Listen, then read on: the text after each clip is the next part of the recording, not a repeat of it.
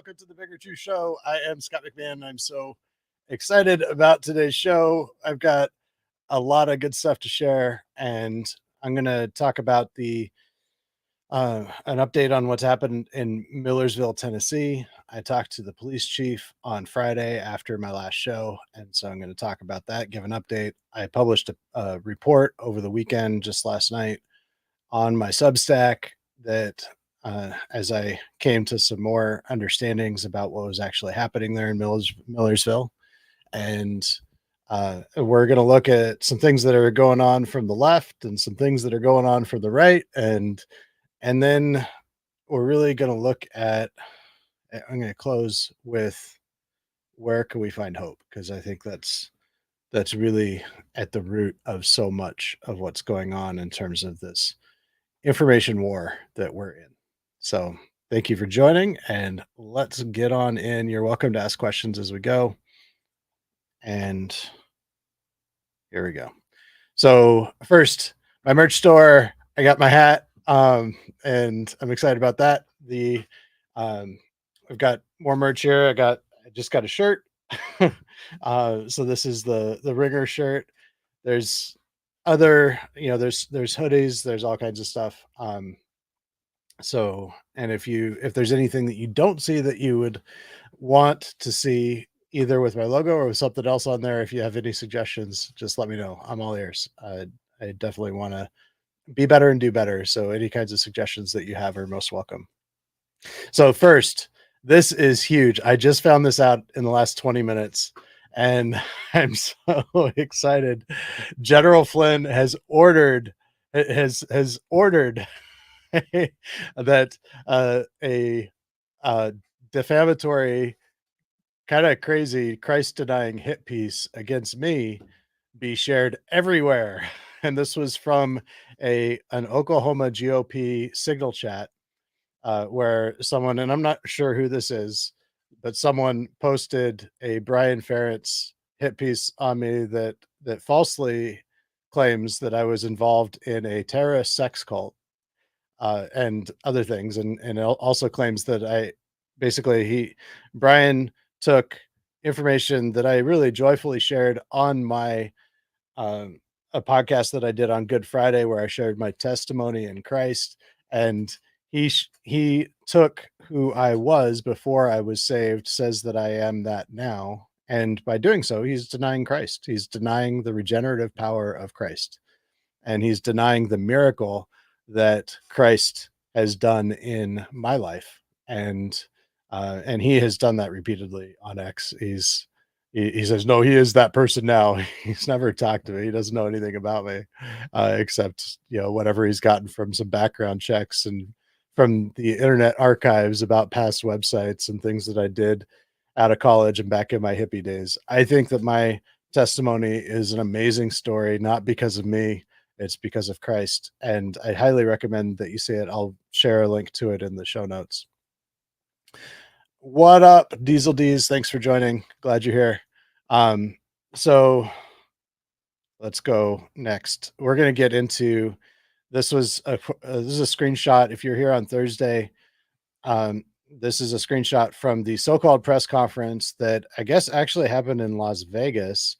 And it appears, based on Rumble, from what I see, that 107 had something to do with this press conference. If nothing else, it was shared on his thing.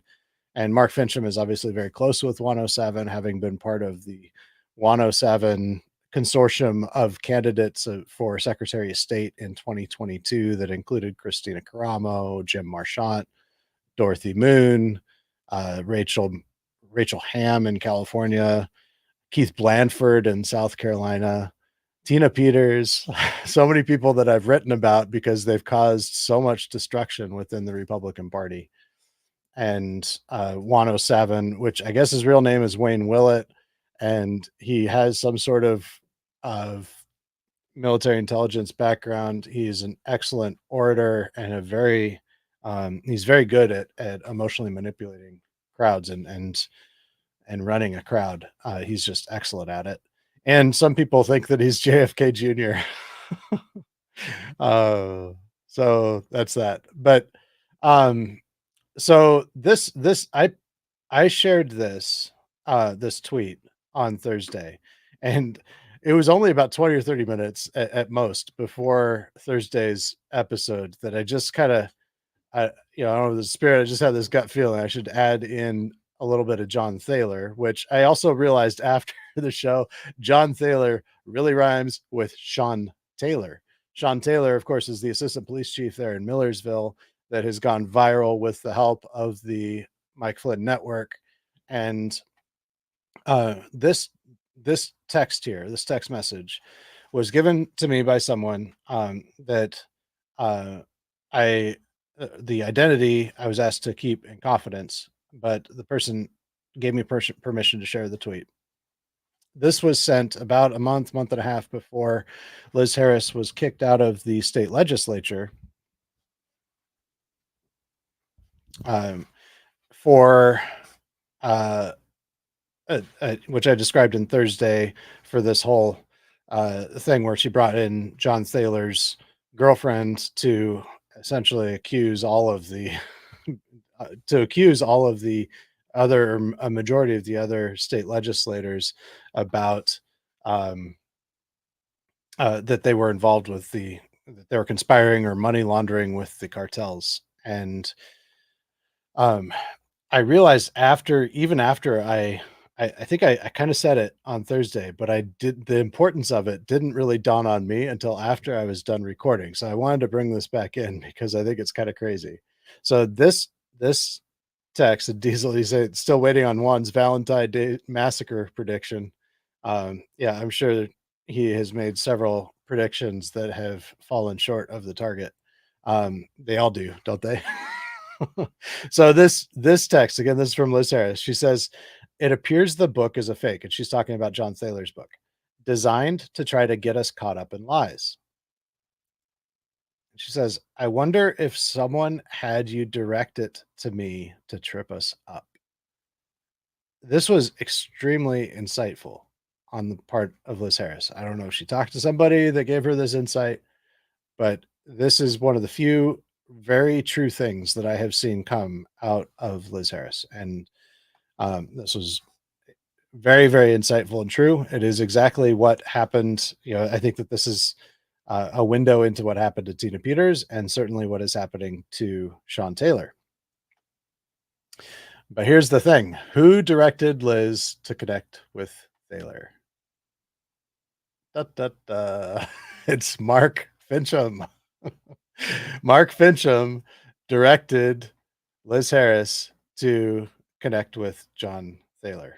It was Mark Fincham that was the source of that information to the two people that were texting each other there. And I learned that directly from the person who sent me that text. So isn't that interesting? Because this was kind of like a mystery that I was trying to figure out from the moment that I heard Sean Taylor in a viral video mention Mark Fincham's name. We've got an assistant police chief from a small town in Tennessee saying that he's working with Mark Fincham, and I just couldn't figure it out. And I'm starting to. And I think I figured out a great deal. And I really believe that um this story here that I published last night, and it's right here. I'm gonna make it a little bigger. I think that this is really important, and even as I was writing and researching it, I discovered a lot about what's going on behind this story. So I talk about kind of give an overview of the press conference, talk about Craig Sawyer and his background and threats and so forth that he's made to another journalist.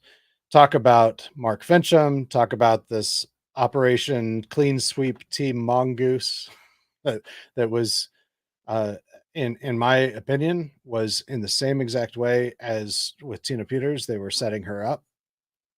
They set up Sean Taylor, who's the guy in the middle right here with the beard by the bike with the goatee thing. And right in the middle here, that's Craig Sawyer, right in the middle. And then I talk about Mark Fincham, talk about a little bit about his background, and share this video. And I'm going to go ahead and let's go over this video because I think that this is really important. And I didn't share this on Thursday. Let's see. If we can bring up, I want to identify two of these characters right now that are Okay, so this is Scott McKay, who is a Flynn Network podcaster. He's got a big audience, and he did a show where he had both Sean Taylor, this is the man on the right, and Mark Fincham on the show. And so we're just going to watch some highlights for a few minutes on this. There's some important stuff here. part of all of this. Can we bring up the judge, Joe Thompson, right down there in Sumner County? Yes, sir. Is that Judge Joe Thompson right there? It is. Okay, so he's essentially doxing a judge here. I mean, this is his office information, but he's providing his email address, phone number, and all this. There you go, folks. This is what they look like. And I'm going to leave it at that. This is the judge who's signing these illegal unlawfuls against somebody, knowing full well this is bullshit, to allow them to come in and do what they do. This guy, Judge Joe Thompson. Do you understand now, folks, why I push tactical civics so hard? Because these... Okay, tactical civics. He draws it. Oh, it's a gem. So I've looked into tactical civics quite a bit. I've talked at length with the Michigan State Director for Tactical Civics and about what it's about. And she, of course, has defended it. And, you know, I like her. I think she's a very nice person.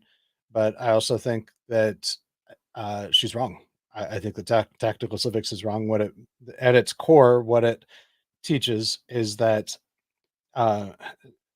it's the citizens that need to take over, you know, tactical civics. It's Christian citizens that need to take over the local government. And by taking over the local government, they can restore our constitutional freedoms. But it's a totally lawless, it's vigilante justice is what they're after. And at the core of it, they create a citizen militia and a citizen grand jury. And I talked to somebody, this is crazy. I talked to somebody who actually went to one of their meetings in a small town in Michigan. And I'm not sure which small town, but it was a small town in Michigan that this person went to. And oh, this is crazy. So she went into this meeting and they're talking about doing citizens arrests and having a citizen grand jury of all the criminals in the local government. And I'm not sure which ones they are, what laws they think that they've broken, but that's kind of beside the point. So they were going to do these citizen arrests. And so she asked, the person I talked to asked, so then what do you do once you arrest these people? Are you going to take them to the police or the sheriff or something? You know, why not just let the sheriff arrest them? And they said, well, we'll bring them to the sheriff. And she says, okay, well, what if the sheriff isn't going to take them? I mean, you can't really do a citizen arrest and then get the sheriff's permission. You know, why not talk to the sheriff? Oh, well, you know, I actually asked, I asked the state director about that, about, you know, why not just allow the sheriffs to do these arrests? And her response was, where in the Constitution does it say that there should be a sheriff? I'm not even going to argue with that, but I'm just going to put that out there. I was just blown away by that. So, anyways, so they said, well, then, and she said, well, what happens if he doesn't want to arrest them? And they were quiet for a little bit. And then one of them said, well, my mom's got 100 acres and some cattle wire. And the person I talked to said, that would be kidnapping. And then she got up and left. So, yeah. Tactical civics is a scam. I definitely, I think it's probably a scam. I think it's actually probably worse than that. And Ann Vandersteel has promoted it. Scott McKay is obviously still promoting it. And the person that I talked to, who's the state director, asked the founder of it, if they're still involved with Flynn and Vandersteel, and he said no, he's not. But you can still see the website or the video of Ann Vandersteel endorsing it on their on their website. Did you say piano wire? That's a reference to Patrick Byrne. So I don't know if I said piano wire. They have cattle wire is what they're saying. But yeah, anyways, tactical civics it's the same thing, and it's one of many different organizations. And tactical civics has, according on to their website, and I verified this with the Michigan State Director, there are 1,900 chapters, county chapters nationwide. They have a tactical civics chapter in 1,900 out of the 3,100 counties nationwide. So it is a big deal, and Scott McKay is obviously pushing this, and you'll see people are never going to be held to account by their own. Let's take a quick. And the reason why he says he's pushes tactical civics so hard is because he says, in his word, these people will never be held to account on their own. And that's really what this is all about, is they are trying to instill in people the idea that there is no hope, that the corruption in our local government, our national and state government, in our judicial system, in our law enforcement systems, they want us to believe that it is hopelessly corrupt, and that there is no hope at all to trust the system. And so what they want people to engage in is vigilante justice, vigilante law enforcement. They want to take the law into their own hands, creating essentially a French Revolution that would destroy this country. And that's what this is throughout the Flynn network. That is a cohesive message.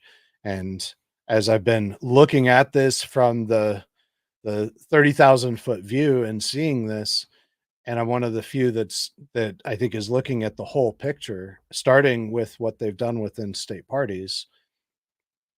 And so that's the reason why I'm now a direct target, a named target by General Flynn. So here we go. Look at the DA here. Here's the DA that is working with this guy to do what he's doing, Ray Whitley. This is who Ray Whitley is. Okay, so now he's pointing out and bringing people's attention. He's very clearly insinuating his listeners know what this means, and he's not going to spare any punches or mince words as we go along here. But he is doxing. He wants people to confront the DA.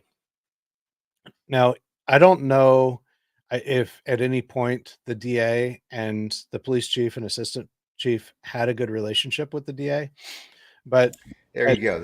Sorry, as anyone who understands how our legal and judicial system works, you've got police can't bring indictments. All they can do is investigate and refer it to the prosecutor or the DA, the district attorney, and it is up to the DA's discretion whether or not they're going to bring indictments and prosecute a crime in court. And so if you don't have a good relationship with your DA as local law enforcement, you're not going to be able to bring indictments. So what's the point in doing an investigation?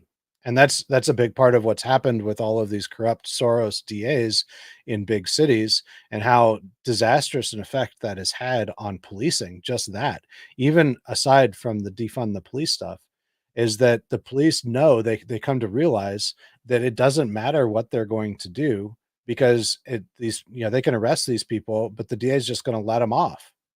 So what's the point? And then as a result, there's a spirit of nihilism that happens in these within police departments, especially in cities all across the country. And they just give up, that and so that's why that there's a lot of fleeing to smaller towns if they can afford to pay good cops. Smaller town police officers, or smaller towns, are able to recruit good quality cops from the cities, because nobody wants to be a cop in the city anymore, especially if there's a corrupt DA like that. So they're destroying this relationship with the DA. They're sitting here encouraging, and Sean Taylor is on this show encouraging listeners to confront the DA. Your man right there, Ray Whitley. And that would be him. You see what they look like, folks? These are the people that are pulling this bullshit. And you know what? They get away with it. I'll say this to Judge Thompson and DA Neely. You're now on notice. These podcast channels are very big. There's a very big movement behind you right now. My buddies, Alpha, Nino, a lot of other guys, big voices out there. We're highlighting these people now. We're highlighting them by name, by photograph. We're showing. We're going to light them up. In your town, we put up Joe Thompson, a judge there that issued sign for the warrants. You got, I think his name is Neely, the DA down there.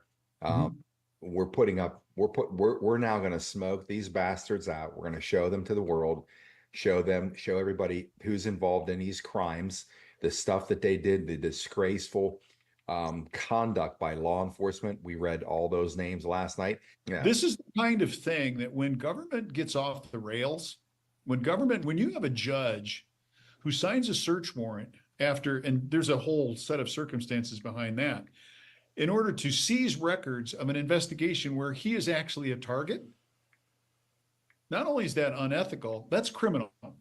Damn right it is. Okay, so this is Mark Fincham. Now he's accusing the DA of being a criminal. And he's completely right on there, cheering on, various forms of aggression and retaliation against him. I am loath to say that I am ashamed of the Tennessee Bureau of Investigation agents that executed that search warrant. There's a level of criminality there as well. There's this thing called the prisoner's dilemma. We got a whole bunch of you guys that will be interviewed and when the time is right, we're going to keep our powder dry. But for the time being, I'm glad that you and so many others in the media, the legitimate media, who are not afraid of the Dixie Mafia or some of these other outfits that want to hide all of this information. The corrupt people, they want to keep that hidden from the people. Well, that curtain's been pulled back. Okay, so here we have Mark Fincham saying that, implying that they're keeping their powder dry, whatever in the world he means by that. I don't know what he's holding back by keeping their powder dry, whatever. I have no idea what he means, but he is saying that he's going to interview all of you that have been a victim of crimes. I think he's specifically talking about systematic or satanic ritual abuse. I believe that's what he's really talking about there. He says we're going to be interviewing all of you coming up. And I think that this is the beginning of the same type of operation that we've seen in the election integrity movement. And they're trying to derail that whole thing, just like they derailed the election integrity movement. This is the beginning of something that is really big as far as an effort by the Flynn Network. And I think that this is something that really needs to be in our radar.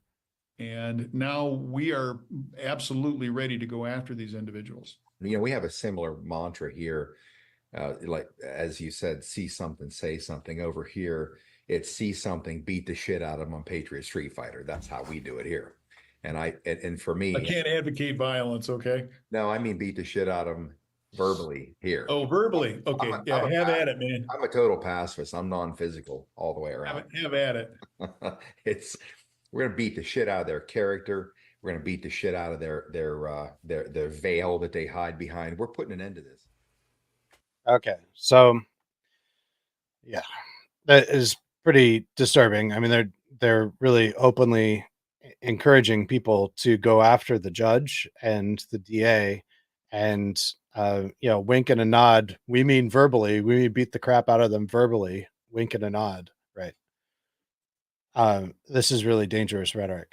And now, what was really interesting here is that right after, so I put this press release in here that I was sent right after the so-called press conference that I guess was in Las Vegas.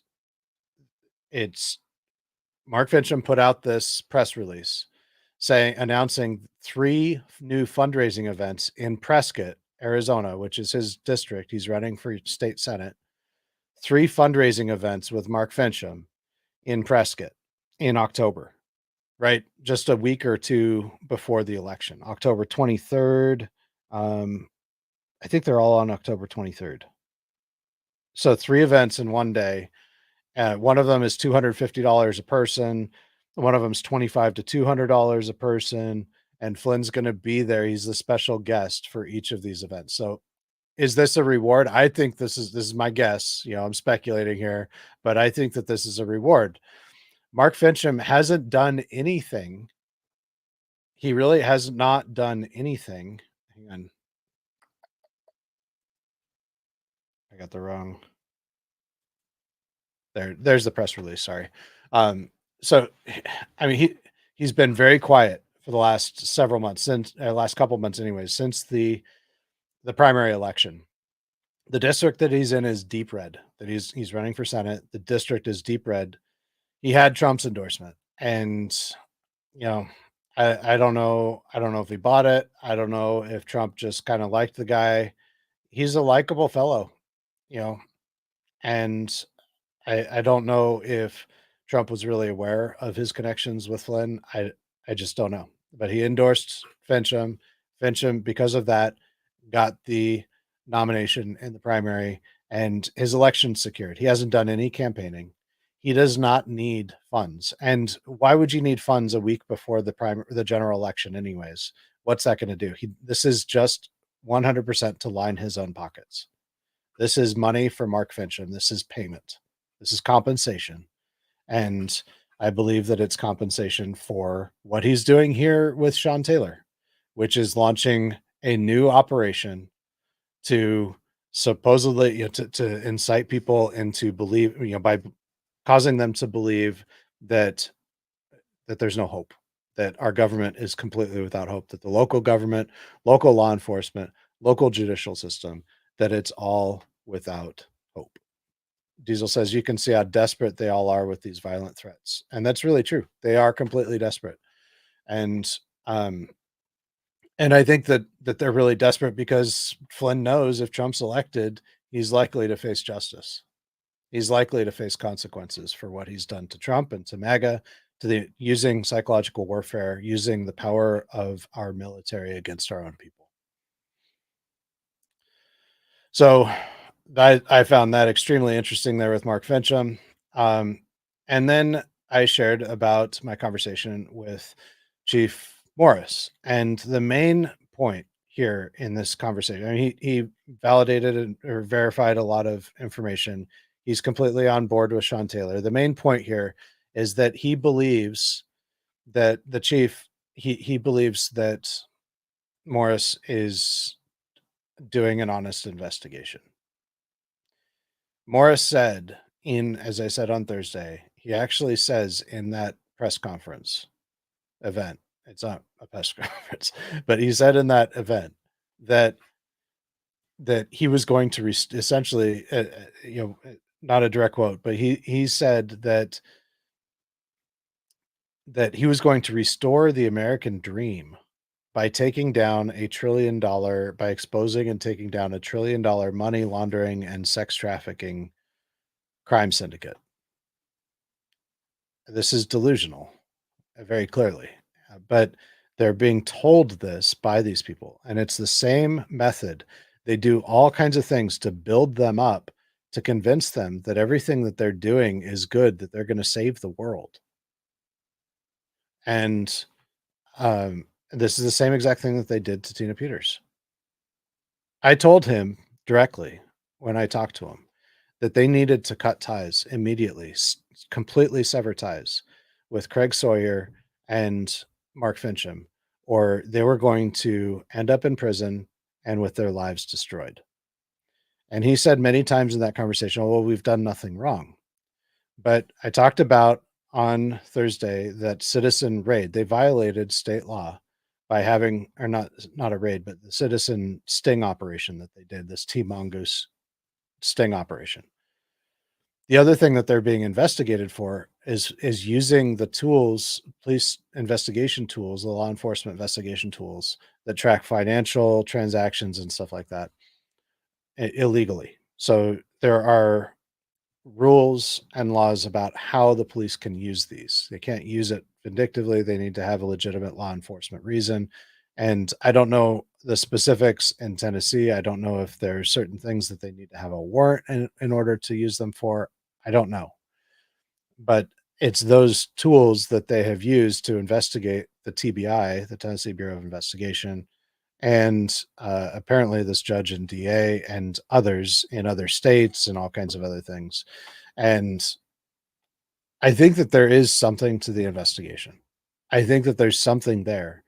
And they started this investigation on good terms. And then Craig Sawyer got wind of it and he got a hold of it. And this is where I want to share the conclusions of this story, because I think that this is extremely important.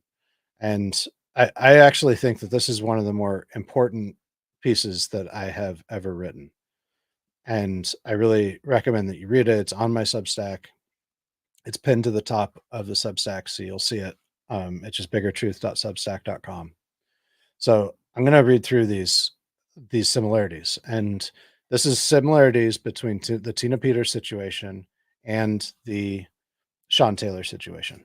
So the first, operatives connected to General Flynn developed such strong bonds with the subject that the operative was in a position of tremendous influence, and I would say even control.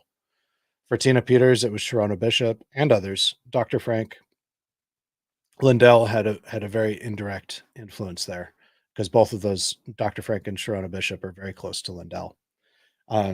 And Sean Taylor's handlers, Craig Sawyer and Mark Fincham as well. But I think Craig Sawyer has been in there even before. And I think Craig Sawyer set him up, just as Sharona Bishop set up Tina Peters. So we'll get into that. The subject in both cases was convinced by their handler that they were going to save the world. Tina Peters thought she was going to expose all the election fraud and save the country by fixing our election systems. Taylor actually said at his press conference that his investigation will bring down $1 trillion crime ring and restore the American dream. Incidentally, Stacey Burke also told me that her Flynn-linked handlers were using the exact same methods against her. So when they were trying to get Stacey to sign this affidavit that they told her that they were going to use to get a FISA warrant in order to raid and ambush the Maricopa County Election Center in November of 2020 and use that as a pretense to try to persuade President Trump to sign the Insurrection Act. They were doing the exact same thing. You're going to save the country. You're going to save the country. This is what you've got to do. And you're going to be such a hero. And with both Tina Peters and Sean Taylor, and even with Stacey Burke, they got them all kinds of media attention. They were just a hero among this whole Flynn network. They were treated as a complete hero, and that was intoxicating, and that had a controlling effect clearly on Tina Peters, who still thinks that she has saved the country and exposed the fraud, even though she didn't expose any fraud. And she's going to prison. She'll be sentenced here the next couple weeks. Next, the handlers of both cases appear to have deliberately convinced the subject to break the law. Bishop persuaded Peters to use Gerald Wood's identity to get Flynn's ASOG guy, that's the Allied Special Operations Group. It was Flynn's cyber election investigation team. So she gave Gerald Wood's identity badge to surfer Conan Hayes, who was part of ASOG and friends with Ron Watkins, Code Monkey Z, to get him into the Dominion Trusted Build. Craig Sawyer appears to have helped set up Team Mongoose Citizen, the whole Team Mongoose Citizen sting operation, which is what he does. I mean, he sets up those stings. So it appears pretty clear that he did that. Was Craig Sawyer ignorant of state laws that citizens can't do that has to be law enforcement that's doing that? Was Craig Sawyer involved in leaking the hidden camera video to Channel 5 News? Because extensive hidden camera video of that entire event showing citizens breaking the law, showing citizens engaging in a pervert sting operation when the state law clearly says that they couldn't do that. Who leaked it? Was it Craig Sawyer? Was it somebody that Craig suggested to leak it? That's more likely, because then he could have plausible deniability. I don't know. But somebody leaked it, and that became the predicate for a lot of the investigation and by the TBI and the raids. So the Flynn Podcaster Network promoted both subjects in unified ways and cohesive ways, in the same way that we see the MSM, the mainstream media on the left. They get a narrative and they instantly and coordinated fashion disseminate that narrative. The Flynn Network works the exact same way. And they did that with Sean Taylor, making him go viral. And they did that with Tina Peters, making her go viral at that time as well.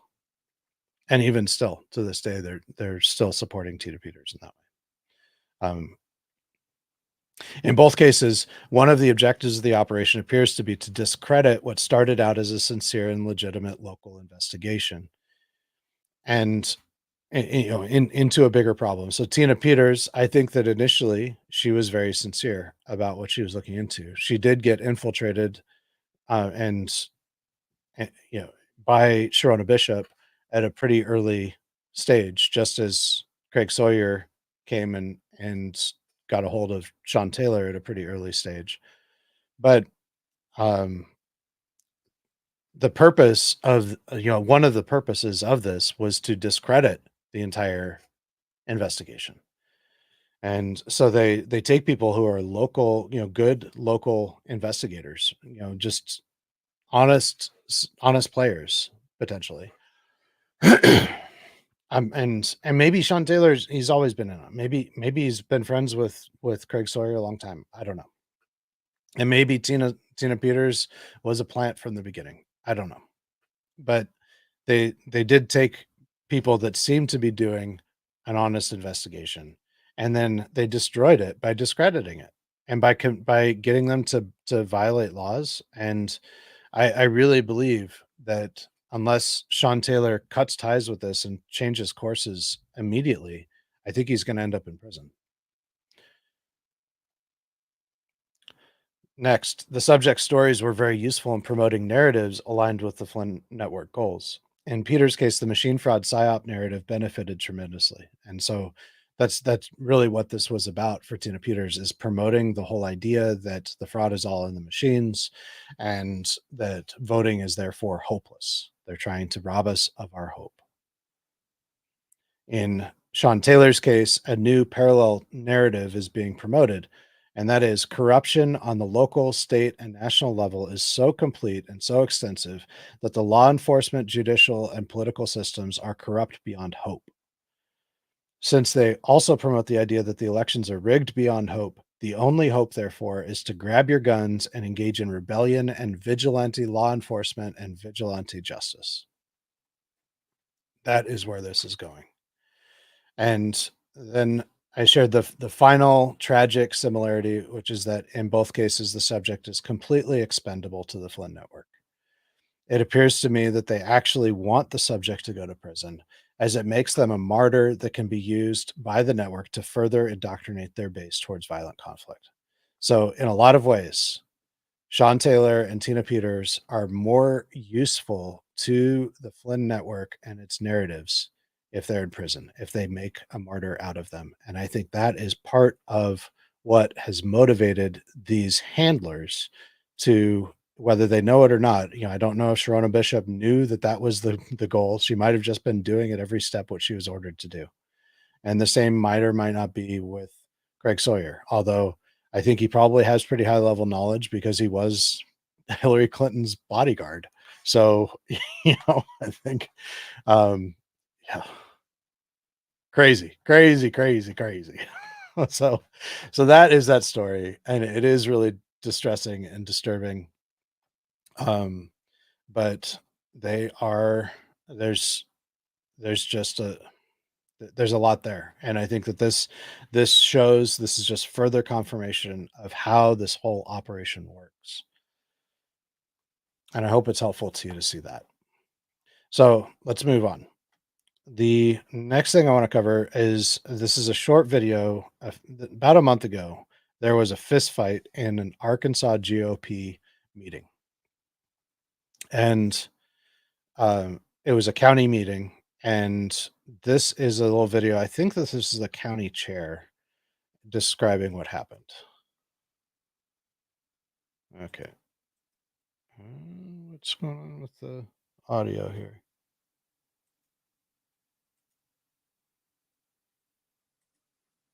That's weird. Okay. Well, I know the audio worked when I downloaded it, but it's not working now. So I'm just going to kind of play what happened and you can just kind of see. So he's saying one of the things that he said here is that, you know what, I'm just going to skip this. We're going to get back into this on another show. I'll fix the audio and we'll do that on another show. So let's move on to the next thing, which is what Democrats and how they are running very similar narratives and arguably more destructive narratives. I think more destructive because they're bigger and more awful. And you may have seen these things. These just came out over the weekend and really were going viral this morning. So this first one is John Kerry arguing for the destruction of the First Amendment very directly. And I think the dislike of and anguish over social media is just growing and growing and growing. And it's part of our problem, particularly in democracies, in terms of building consensus around any issue. It's really hard to govern today. Dude, it's supposed to be hard. We want it to be hard.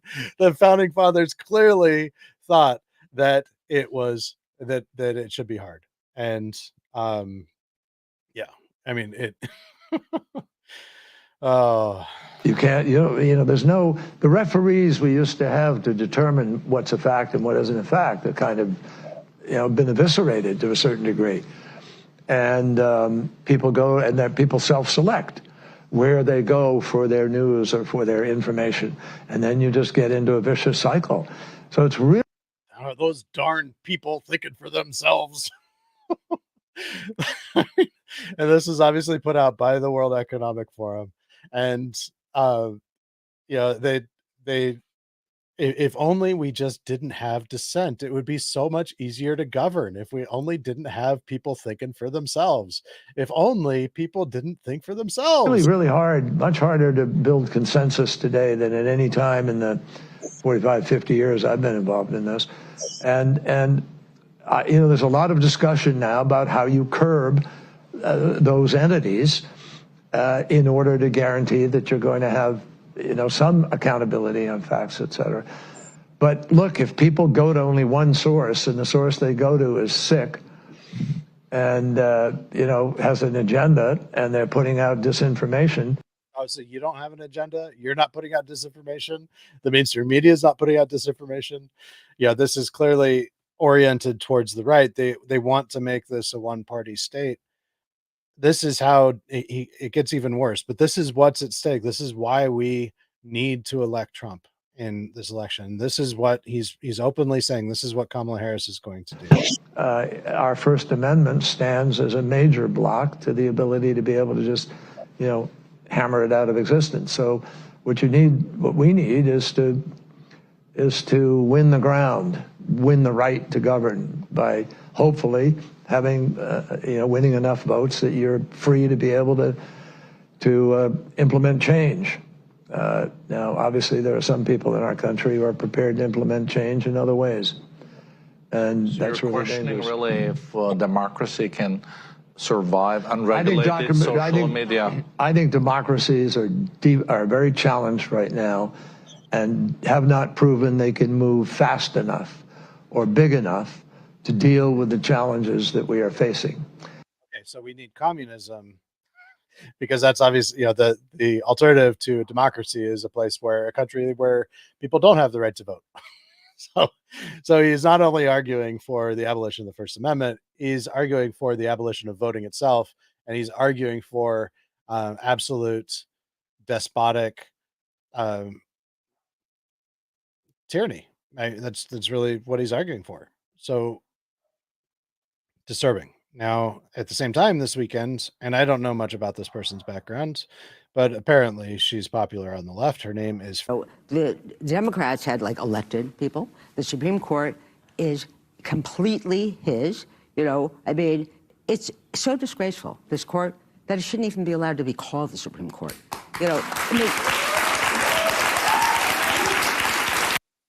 This is, and she gets applause. that they're It's an insult to Motown to call it the Supreme Court. So it's not even a court. So maybe you're faster than I am. I didn't get that at first. I think that she's talking about the Supremes, that it's an insult to the Supremes, which was a Motown group. I at the risk of explaining a joke. It's only a court in the sense that the court of Louis XVI was a court. I mean, basically, it's a harem, okay? It's a harem. It's Trump's harem. So I always feel sorry for the 3 real judges on the court. I know a lot of people have jobs, not me, not you, and you have to go to work every day, and there are people you don't like at work. But can you imagine having to go to work every day? Alito? You have to go to work with Alito, with Kavanaugh? I mean, it must be horrible. So they are, in the same way that we see hatred being incited and peddled, and we've got this hopelessness that's being incited on our side, and hatred towards the uniparty, hatred towards who they call rhinos, hatred toward everybody everybody in the Republican Party who isn't a part of their cult. They promote hatred towards, and the left applies that same hatred towards the right. So really, those of us who refuse to be involved in a cult are really the objects of the hatred from the Flynn cult and from the left cult. So we've got the leftist cult and we've got the Flynn cult, and they all hate us. And they're all running psyops against us. They're trying to confuse us. They're trying to destroy us. They're trying to promote hatred in the same way that what Scott McKay was doing, just with this local judge and DA and the TBI. She's doing the exact same thing here. What Biden should do, not that you asked, but when they passed that law, the Supreme Court passed that ruling, where they said, you're not the president, you're the king, which is what that ruling is. You can do whatever you want. You can never be, held responsible. I thought, Biden's still the president. No one seems to notice, but Biden should dissolve the Supreme Court. Dissolve the Supreme Court? Even Bill Maher thinks that's a little crazy. So she obviously doesn't know anything about the law, but everybody thinks it's a great idea. She gets applause for dissolving the Supreme Court. We're in a dangerous place. Diesel says pinch your attack, and that's absolutely right. That's where we're at. And they're attacking us from both sides. And we need to stand strong. We don't respond in the same way. And that's really what this is about. If we're going to win, we have to be strong. We have to be independent. We have to refuse to be controlled. We have to refuse to be manipulated.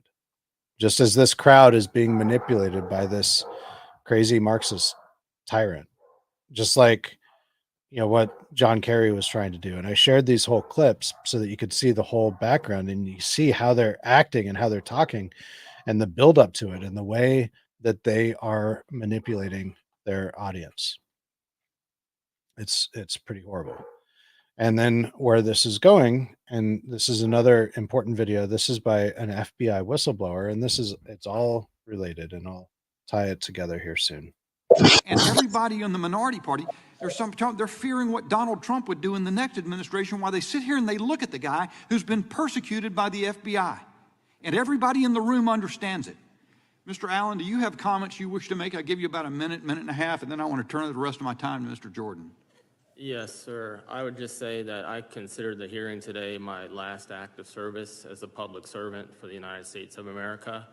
And I'll give you my professional opinion. I was an intel professional for our country for many years, and I would give recommendations, and I'd also look at indications and warnings.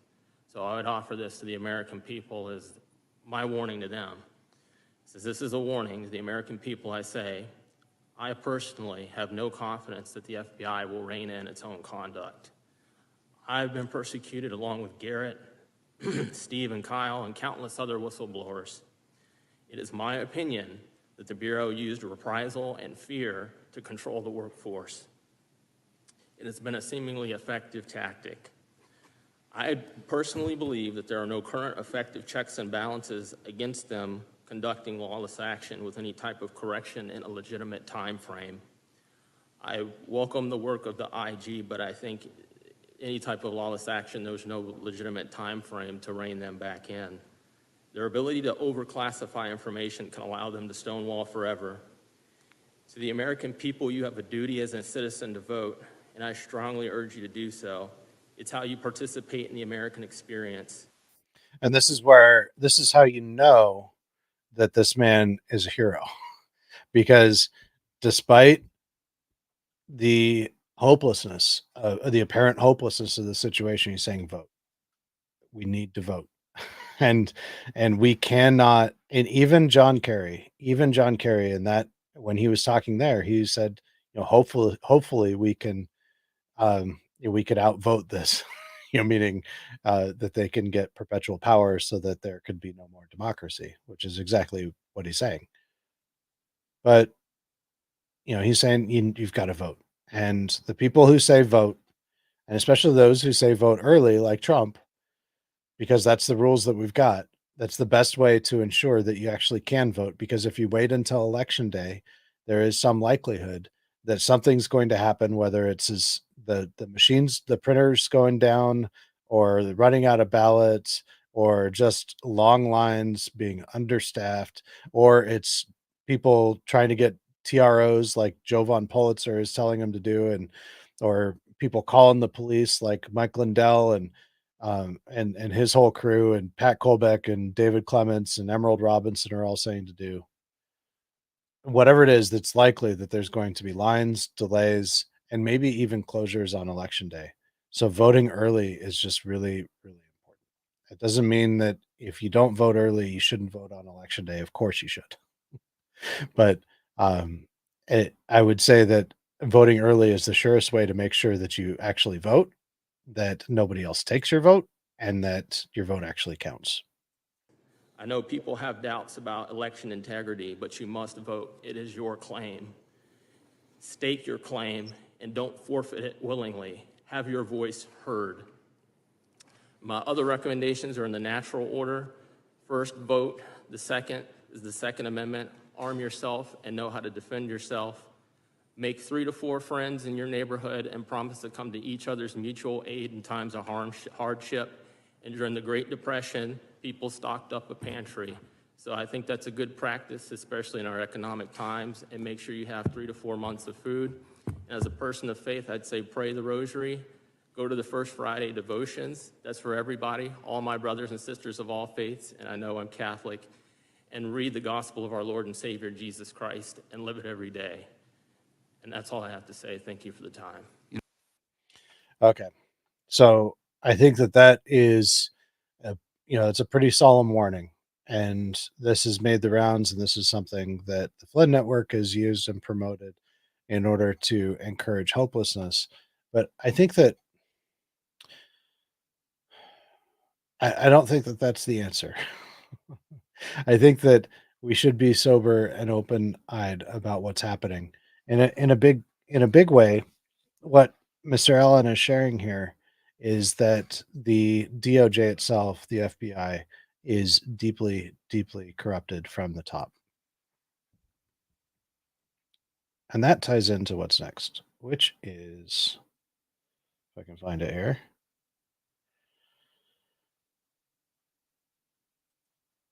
Yes. Emerald Robinson. Emerald Robinson, starting Thursday, Friday, Saturday, she went on a tirade really exposing the Flynn Network that she's a part of. She is she was with OANN, One American News Network, which I have speculated was actually a military intelligence operation in the 2020 election, in and after. She was a part of it. Jack Posobiec was a part of it. Christina Bobb was a part of it. And yeah, I do believe that was some form of military intelligence operation. I don't have any way I can prove it. It's just Jack Posobiec was in military intelligence. Christina Bobb was in Afghanistan. as kind of chief legal counsel for our armed forces, working directly with Stanley McChrystal and Mike Flynn there after she graduated from law school. And yeah, I don't know.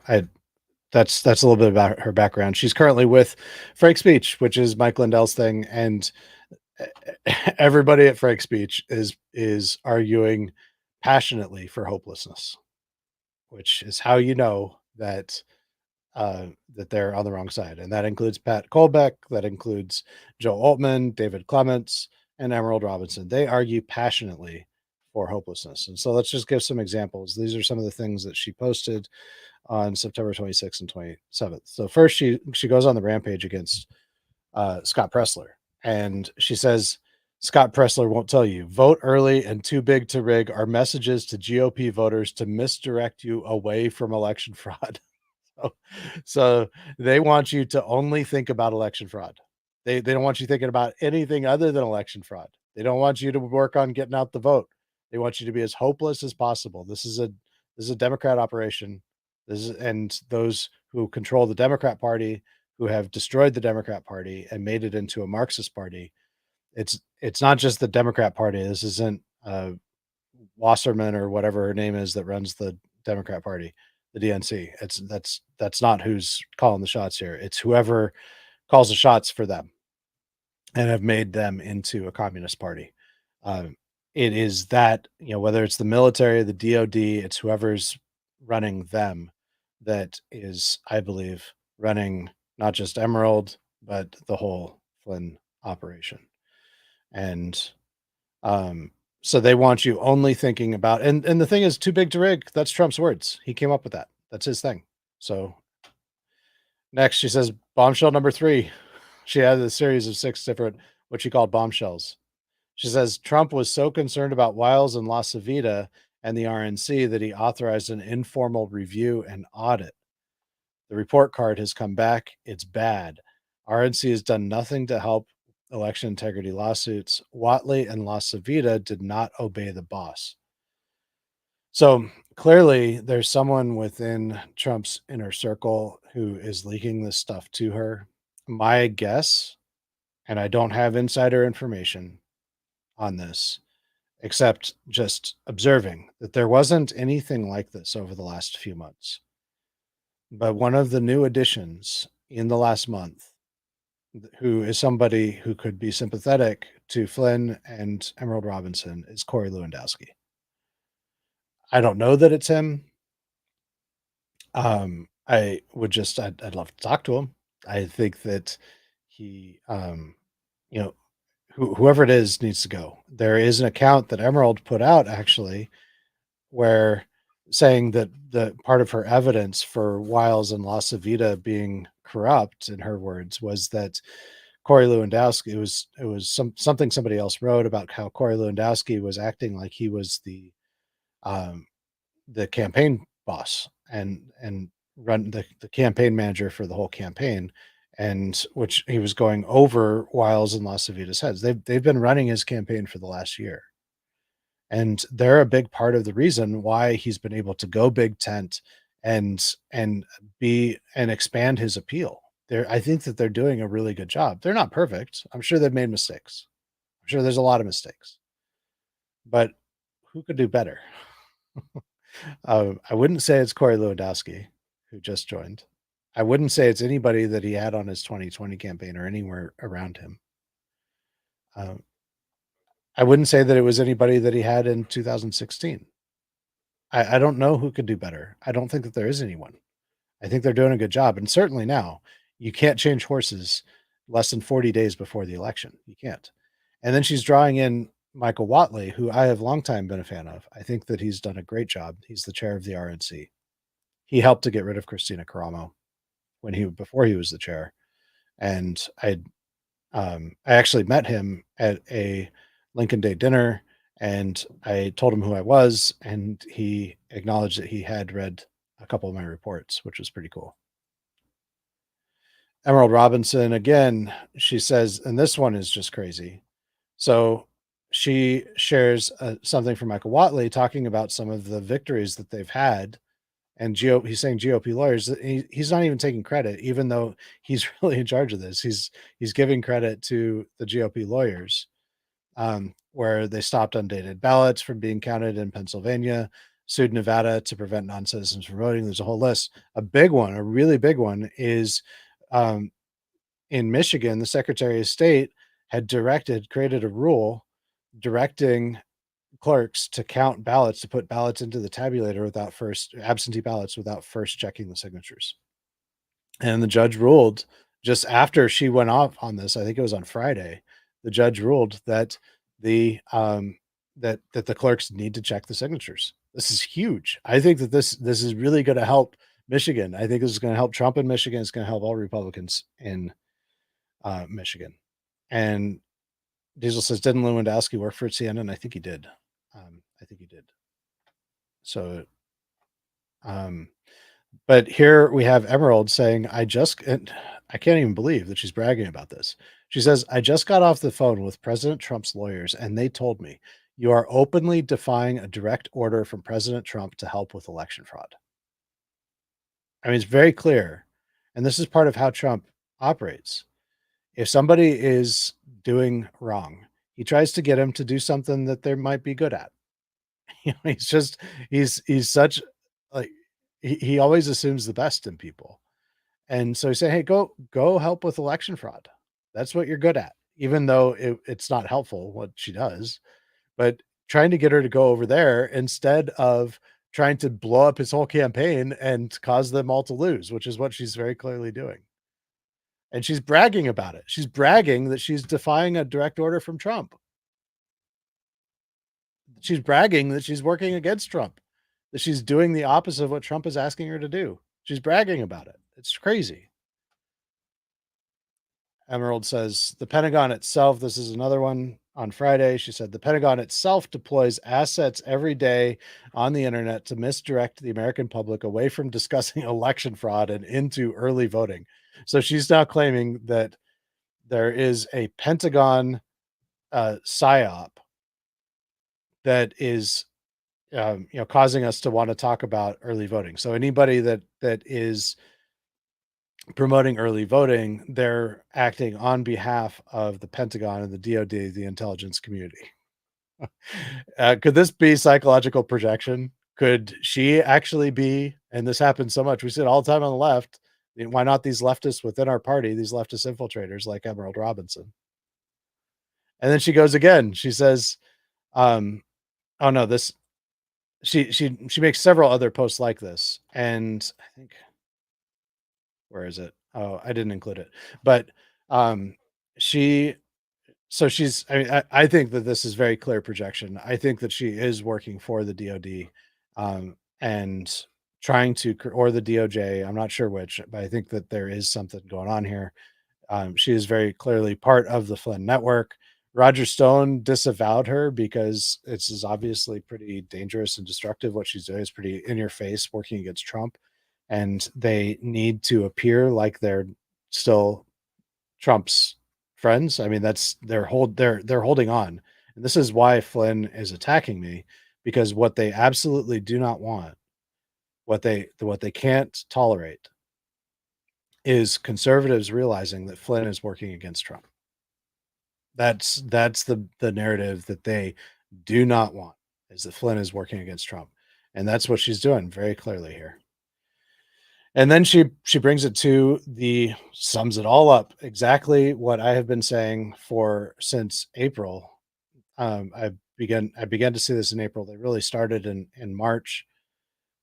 All of their this kind of NGO structure. Flynn is always starting up new organizations, and their goal, what they're driving towards, is some sort of terrible domestic terrorism type event that they want to pin on MAGA. It's been very clear that the DOJ has been working on this. I think that our own military is working on this. This is how they accomplish what John Kerry wants to do, which is the elimination of our democratic system, the elimination, just what this Fran Lebowitz wants to do, which is to get rid of our entire Constitution. She's saying that she wants Biden to be a dictator. They're calling for a dictatorship. And this is the way they get their dictatorship is through, and this is the way communism has taken over every other country, is they create what's called a black flag event, which is an event where they can plant the flag of their opponent falsely onto that event. And they create that event and say, look, it's the anti-communists that are the problem.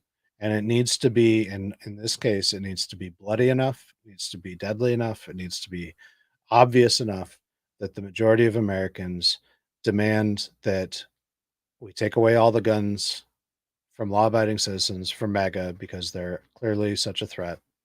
And they put Kamala into power with a complete and total mandate to become a dictatorship. I think that's where they are trying to bring this. And she says it right here. She says you would have to stop your own precinct from using the machine. So this is in response to Ed Talks, whoever that is, saying bluntly, how are we going to stop them from stealing the 2024? Does anyone have a real answer? Emerald's got the real answer. You would have to stop your own precinct from using the machines and tabulators in 38 days. You would have to count paper ballots by hand and then report the results directly to honest state and county officials. Every precinct in America would have to do it all at the same time. So let's think about this for a second. First, it kind of sounds good. Yeah, we should have paper ballots. And we do, by the way, 95%. There are some touchscreen voting machines left, but not very many. It's less than, from what I understand, less than 5% of precincts across the country still have touchscreen voting. So we do have paper ballots. And when you don't have touchscreen voting, you have paper ballots. So they're calling for paper ballots. That's misinformation. They're deliberately deceiving people there. But we can't get rid of the machines 38 days before the election. There's no constitutional way to change our state election laws in 38 days. This is where we're at. We have what we've got, and we've got to win with what we've got. We do need to to change our election laws. The only constitutional way to do that is to elect state legislators who will do so. But that's not what they're calling for. They're calling for people to use force. She's not saying it, but that's the only way to accomplish what she's saying to do, is by force. She's trying to tell people that the only way to stop them from stealing this election, which is a desperate situation. We see from John Kerry and Fran Lebowitz how desperate this is. They truly want to make this into a dictatorship. And then you've got the Flynn people saying that, yes, it's desperate, and it is desperate. And the only way is by force.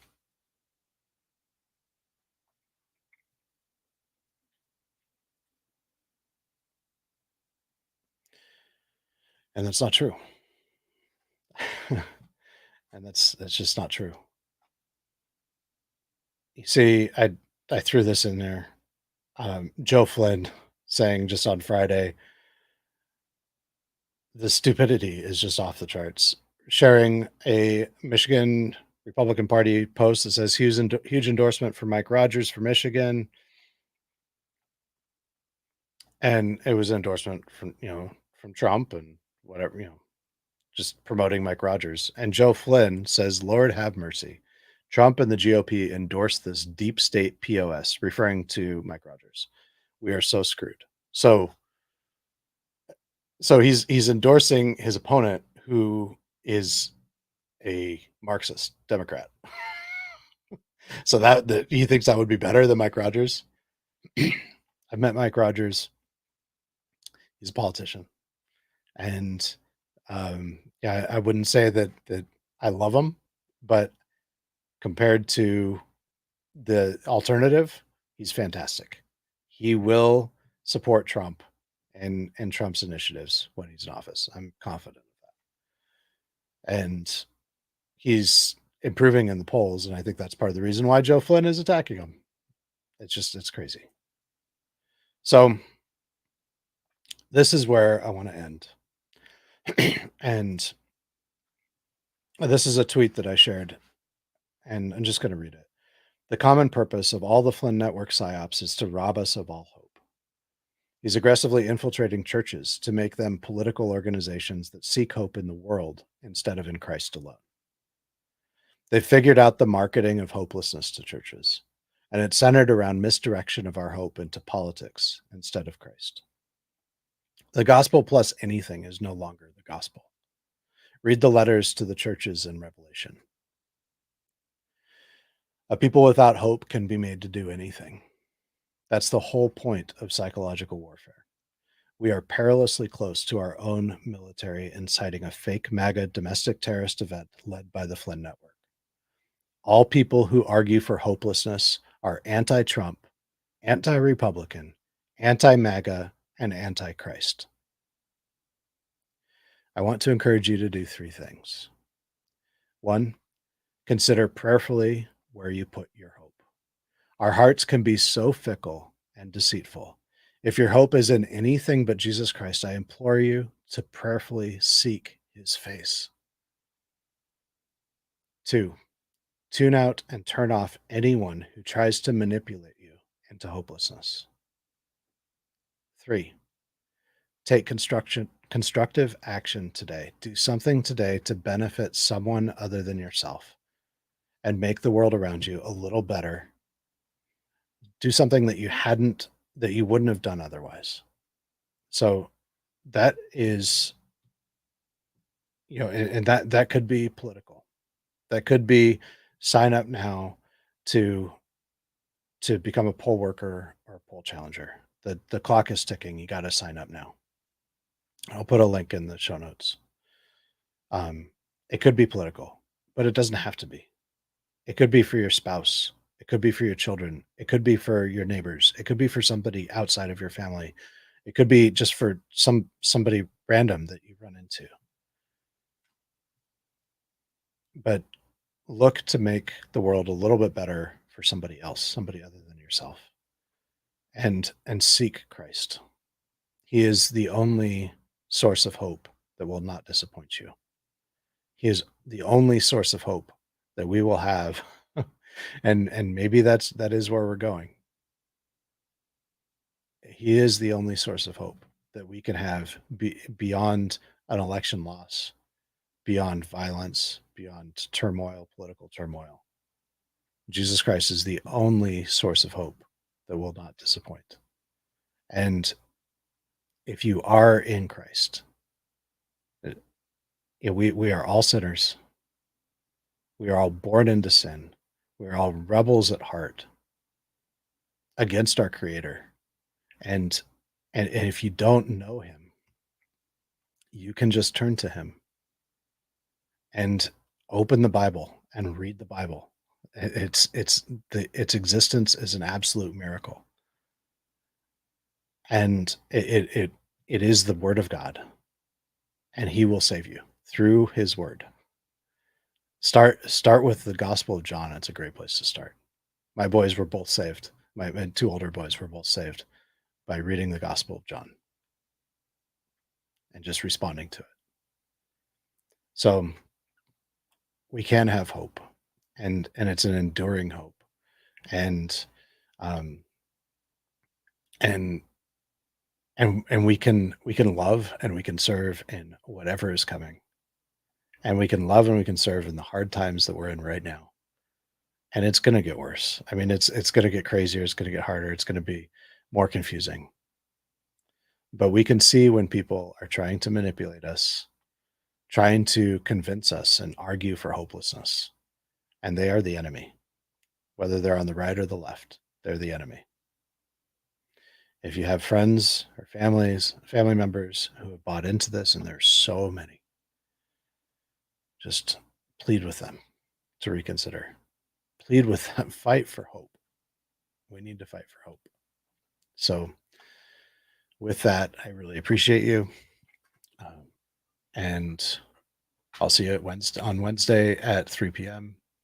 I apologize. I had 2 strikeouts for my members only podcast on Friday. I don't even know how it happened on Friday. Apparently there was no sound for the first half of the recording. So I'm going to do another I'm just going to do an extra short at 3 p.m. on Tuesday, just an extra 20 to 30 minute Q&A live for members only. I'm going to check your email if you're a paid subscriber, and I'll send out an introduction or an invitation to join that. So, and if you haven't joined, now's a great time to do that. It's a really good way to support my work and help me to continue to do what I'm doing. Unlike in the attack that General Flynn is promoting against me. Where is it here? I just want to read it because it's funny. He says, Brian Ferentz says, who is paying him? Does McMahon have devotion to a group we don't know about? The only group that I have devotion to is Jesus Christ. And he knows that. Brian Ferentz knows that because he watched my testimony. And I know he watched my testimony because that's the source of his information that he's embellished in his hit piece against me. And so that is the only source. I am just motivated by following the evidence where it leads me. And the only people who are paying me are my subscribers. So I would be very grateful if you would join that group, and you could be the group that General Flynn is fighting against here. This is a great way to confront this. And I'm going to keep fighting. I am going to Oklahoma next week. I'm super excited about that. I'm in talks with some people in other states about going to other states. And I think this is a great way to indoctrinate or not indoctrinate, but inoculate people against what the indoctrination that the whole Flynn camp is putting out there. So we will leave it at that. And it's biggertruth.substack.com. Thank you very much.